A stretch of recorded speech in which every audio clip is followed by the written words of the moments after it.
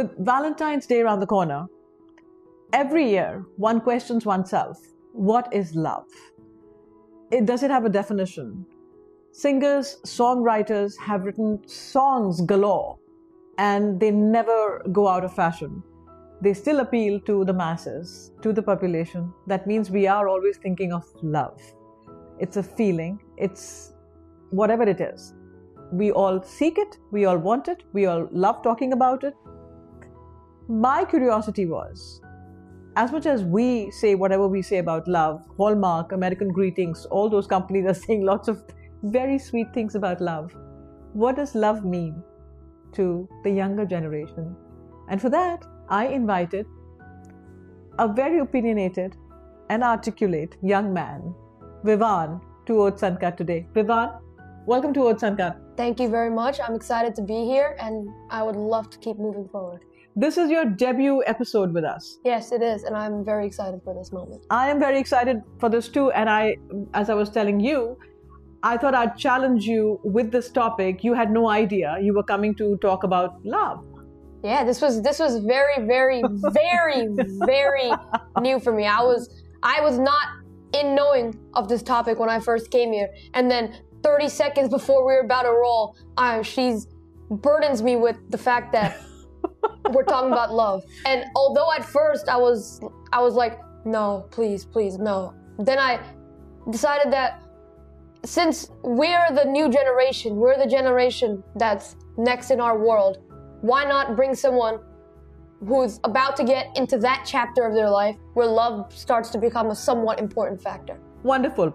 So that's what my thought was. My thought was you are able to articulate. That's what I've observed in classes. You're up to challenge. Whatever I throw your way, you're up to the challenge all the time. You are a boy. You are 13 years old. Normally, if I were to pick a 13-year-old boy or a 13-year-old girl, they would say, oh, no, not me. I don't want to talk about it. No. Can we talk about something else? My job is to bring you out of your comfort zone. But right now, with the 30 seconds of conversation that we already had before we hit record, I don't think I'm really bringing you out of your comfort zone. You seem to make yourself comfortable wherever you are. Yes, I felt that is always one of my strengths. But yes, everybody has a limit. But since I'm approaching that chapter, and also I would love to talk to you because you've been happily married, yes? Mm-hmm. So I feel like you also firsthand would know a little bit stuff about love. So I just heard you say that as I'm entering that chapter myself, I would like to talk about it. What do you mean by that? What?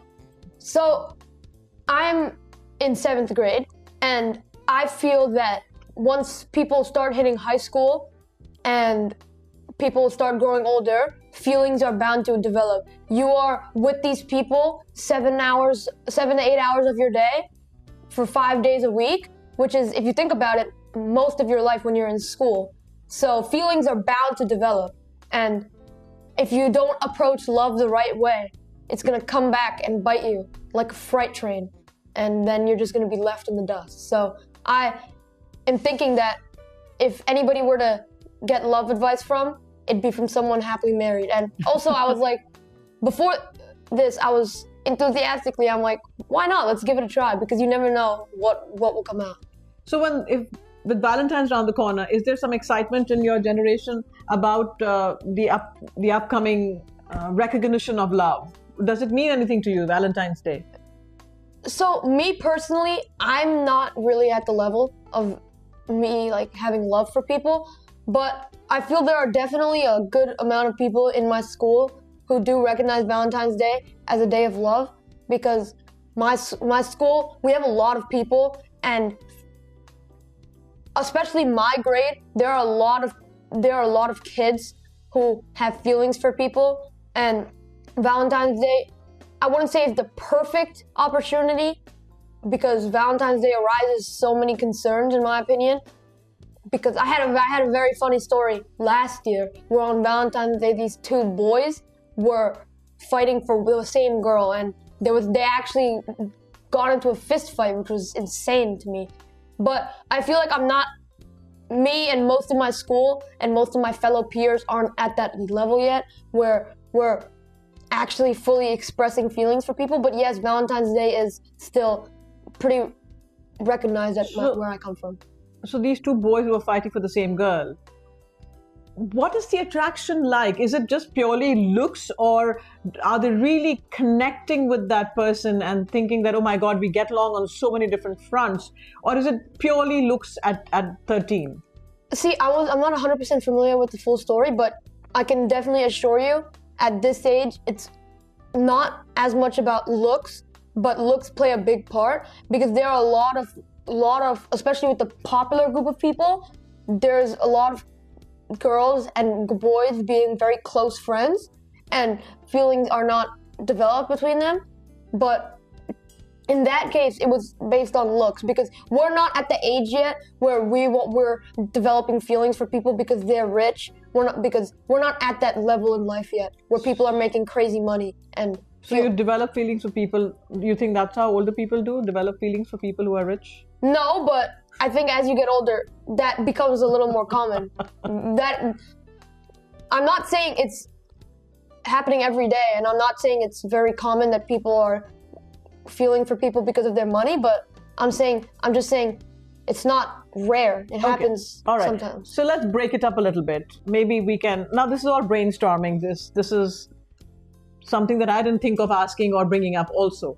So I'm thinking, in terms of breaking it up, how much percentage do you think it's looks that matter, and how much is the personality of the person, and how much is the person's success or intelligence? Because at your age, they're not in a profession. At your age, it's how smart or intelligent a person might be, and or what kind of a family do they come from. So what is if you were to break it up? So if I were to break it up, I would definitely say it's definitely not in a high percentage chance, maybe 3 to 4% based on where they come from, their family, and how rich they are, and also about intelligence. I think it's actually very close between looks and personalities. I think it's more of a 60%, 65% looks, 35% personality, because people in my grade and people as we get older, but not adults yet, are more for the looks, but I feel a lot of people still want to be with someone with a great personality. And what about if the person is a good person or not a good person? In terms of how they interact with other people and how they treat other people. Does that matter at all? Or at this age, you're not really noticing all of that? Yeah, and I feel like at this age, there's not a lot of girls and boys who are bullying people, and I feel bullying is uncommon where I stand. But when we get older, I think that plays a big part, especially for people who truly love someone, but they don't want to be with someone who's a mean person, say. So that definitely plays a big part, probably when you get closer to finishing high school, when feelings like really start to develop. But where I am now, I don't think that's a big problem at all. And do you know of anybody who was a high school sweetheart and then got married eventually 10 years later? No, I don't, but I've heard of a lot of stories like that. There are some stories like that. Okay. So do you, in terms of your friends, do most of your friends have crushes on others, or No, not are they looking? Not really, but I do have a few friends who are very close friends with another girl, but not saying that they have feelings. Because I also have a lot of friends who feel that if you're friends with a girl, that means you have feelings for them. But I completely disagree. Myself included, and a few of my other friends, we have a few girls who we're close friends with and family friends with. And feelings for them is the last thing on our mind, because in my opinion, a true friendship with a girl does not mean that you have to develop feelings for them. So you can be friends with the opposite sex, the opposite gender, without necessarily being in a love situation. Yeah, I think that's completely normal. That's wonderful. So if you don't have a person that you have a crush on, but you have very dear friends, girls as dear friends, would you give them a Valentine's card, or that would be misleading? That depends on if I'm if it's a family friend, I've known them for a long, long time. We're very, very close with them. I don't think I'd still give a Valentine's card. I feel that's very misleading. What I would do is I would give them something like a Christmas card, a birthday card. So not Valentine's. So not Valentine, because Valentine's Day is specifically about love. And that kind of love. Yeah, and I completely agree with you that that would be very, very misleading. You're so sorted. Yeah. You're so sorted. Very interesting. So what about these card companies like Hallmark and American Greetings and many others? They make Valentine's cards for parents and for sisters and cousins and friends. What about that? Do you think they're just stretching the concept of Valentine's to sell, or? See, that could be an opinion for you, but at the same time, I don't feel many other people might have opinions on giving Valentine's cards to their closest friends, and it won't be misleading, but I personally believe it is. But I don't think there's anything wrong with giving to family members, because I think it's perfectly normal to give a Valentine's Day card to your mom, or a Valentine's Day card to your cousin, or a Valentine's Day card to your sister. There's nothing wrong with that. But I feel like close friends, or even friends in general, is where the line is drawn. Okay. And I mean, maybe these guys do it to sell, but maybe they also just have different opinions on Valentine's Day. So my understanding or my observation is that when Valentine's rolls around, and if there's no crush situation or love interest situation going on, then you will not be getting a card, or you will not be giving somebody a card. And in that case, some people have FOMO. You know what that is? Fear of missing out. Yes. So in that situation, it probably would cushion the hurt or the little vacuum in your life that, okay, I don't have a love interest and I don't have a crush on somebody, or nobody's crushing on me, but I still got a Valentine's card from my best friend. Yes, I mean, I completely agree with you. There's a lot of people with the fear of missing out, and if you still get a Valentine, if you don't have anybody of interest, then I feel that it's fine, because if you think about it, you don't have to celebrate every holiday. Like, yes, Valentine's Day is a very, very big holiday, and some people take it very, very seriously, and some people really value their love. But if you don't have feelings for a person, if nobody has feelings for you, it's kind of pointless, in my opinion, if you are fearing of missing out. Because I feel the fear of missing out when, let's say, I'm sick and my friends are having a birthday party. That's when I'm feeling missed out, when I'm missing out the chance to hang out with my friends. But people have different feelings. You can't force someone to have feelings for you. So if nobody has feelings for you, and same goes to yourself, you can't force yourself to have feelings for someone else. Just because you want to exchange that Valentine's. Yeah, just because you want to exchange a Valentine's. Which is why I think, yes, if someone were to get a Valentine's Day card from their best friend, it would calm them. But I feel that fear of missing out because of not getting Valentine's is very, very pointless. So what about the way it's celebrated in elementary schools? Did you have that? You gave a candy to everybody? Yeah, in elementary schools, we really know nothing about love. They're trying to make it a healthy day. So what they're trying to do is they're just trying to give us a debrief or an introduction to Valentine's Day, just to show what it's about. So we'll give each other candy, write a nice card to each other, and maybe watch a movie on the history of it, how it's celebrated, and just so we can learn about it, so that when we get to these grades, when we know about Valentine's Day, when it's more than just a day of giving out candies to people, that we actually know about it, instead of coming here not knowing what it actually is. Okay, so do you exchange cards within the family? Me personally, no, but I mean, I don't think it's wrong for other families to do that. I think that's... Does your sister? My sister does go to my neighbors, because my neighbors are similar age to her, and they do some Valentine's Day card giving, candy, like they get a lot of candy in their gift bags, and then my sister just goes on a rampage and just starts eating all of it. But yeah, my sister does something like that. I don't really engage in Valentine's Day activities, but my sister does. So somebody also had once casually mentioned that these holidays are glorified by the chocolate companies and the flour companies, so that they are the biggest sales that happen on this day.